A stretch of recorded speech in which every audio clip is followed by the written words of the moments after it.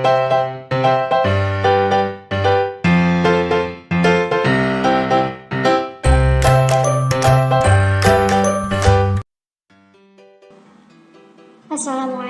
warahmatullahi wabarakatuh. Bagaimana kabarnya teman-teman? Alhamdulillah, semoga teman-teman sehat selalu ya. Amin. Hari ini kita belajar pelajaran fikih. Nah, kita memasuki materi hikmah puasa Ramadan. Silahkan teman-teman buka bukunya masing-masing, halaman 67, agar belajarnya fokus dan nyaman.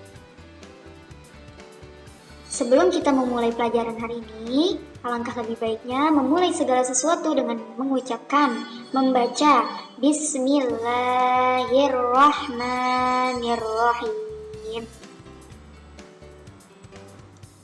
Hikmah puasa Ramadan, halaman 67. Nah, apa saja manfaat puasa Ramadan? Di antaranya, 1. Mendidik manusia untuk bersifat sabar. Dengan puasa kita menahan makan, kita menahan minum, menahan untuk tidak berkata buruk, menahan untuk tidak marah-marah. Nah, dari situ kita bisa terdidik, bisa menjadi orang yang memiliki sifat sabar. Yang kedua, meningkatkan derajat ketakwaan kepada Allah. Dengan puasa kita rajin beribadah. Dengan puasa kita rajin bersedekah. Dengan puasa kita dapat tanggung jawab akan kewajiban kita kepada Allah.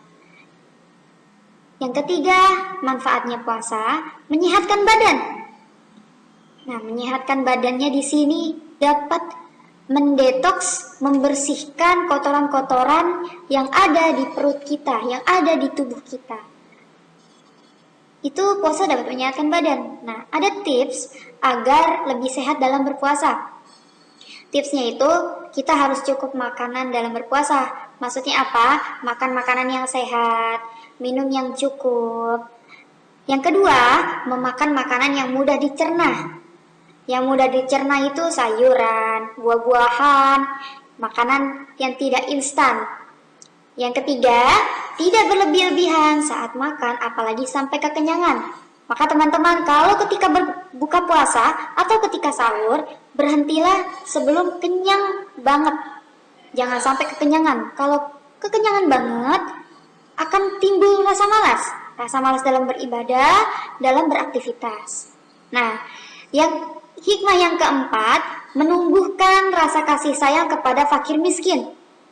Dalam puasa Ramadan, ketika kita berpuasa, ada kesempatan untuk bersedekah kepada fakir miskin. Dari situ akan timbul rasa kasih sayang kepada fakir miskin. Hikmah yang kelima, puasa melindungi diri dari perkataan dan perbuatan keji. Dengan puasa kita tahu batasan.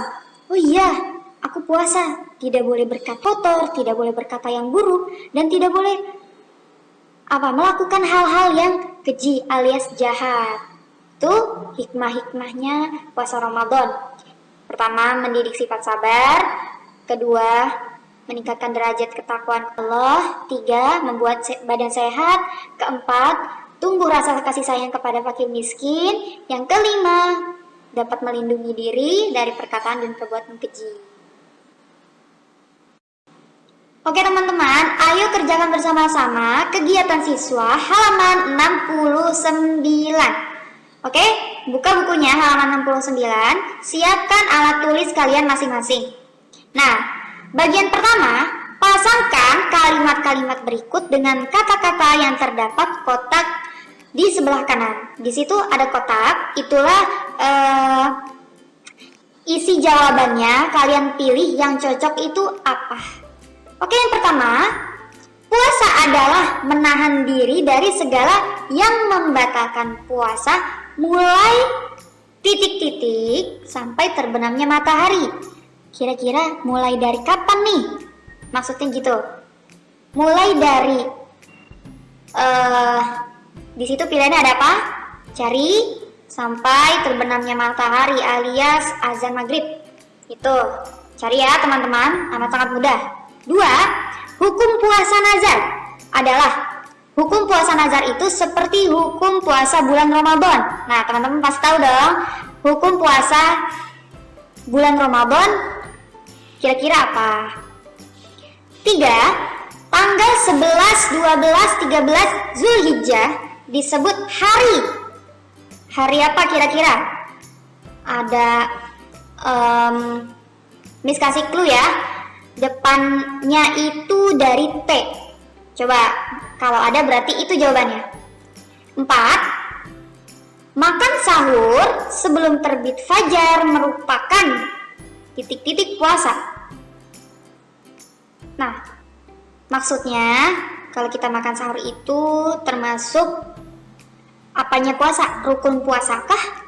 Atau sunnah puasakah? Nah, di antara itu jawabannya. Lanjut nomor 5. Puasa terus menerus hukumnya titik-titik. Hukumnya itu tidak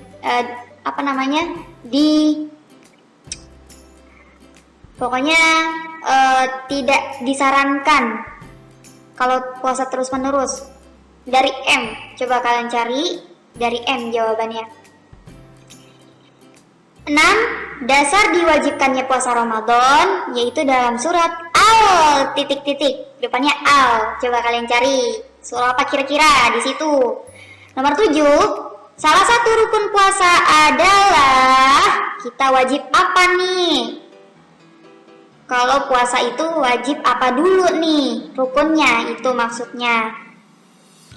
8. Muntah dengan sengaja maksudnya batal atau tidak? Kalau ada pilihannya antara tidak batal dan batal. Kalau menurut kalian apa? Kalau muntah dengan sengaja batal atau tidak batal? Pilihannya itu. 9. Berikut yang termasuk orang yang boleh tidak puasa tetapi harus mengqadhonya. Kira-kira orangnya apa?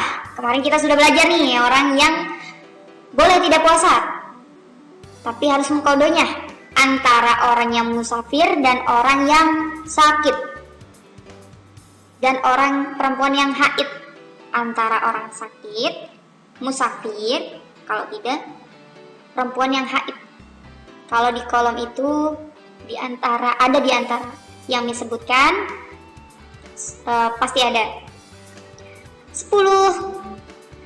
Cara mengganti puasa orang yang sudah tua renta dengan cara membayar. Pasti tonton tahu, membayar. Sudah? Sudah ya? Bagian 1 kita sudah selesai.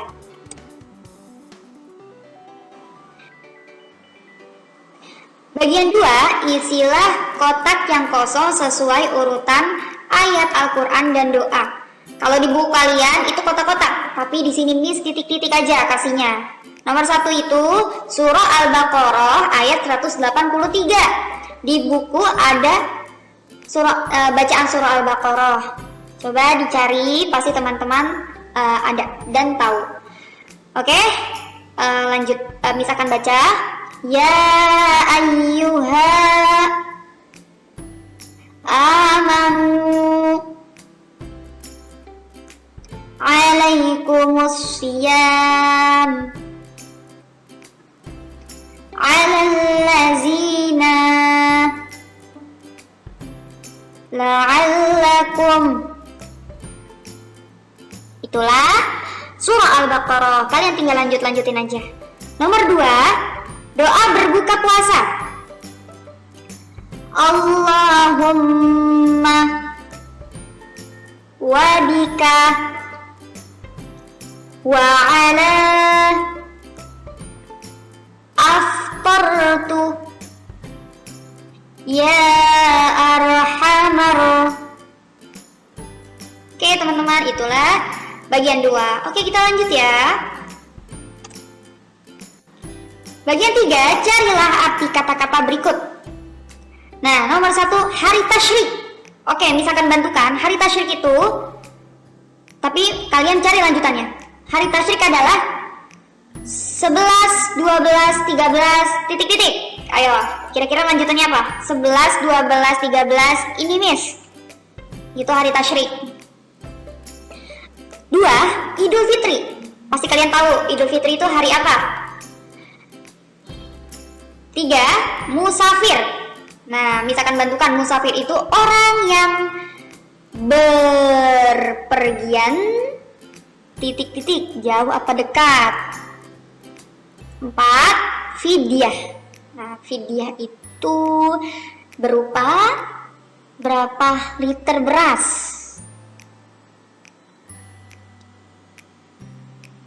Yang kelima, terakhir, qadha.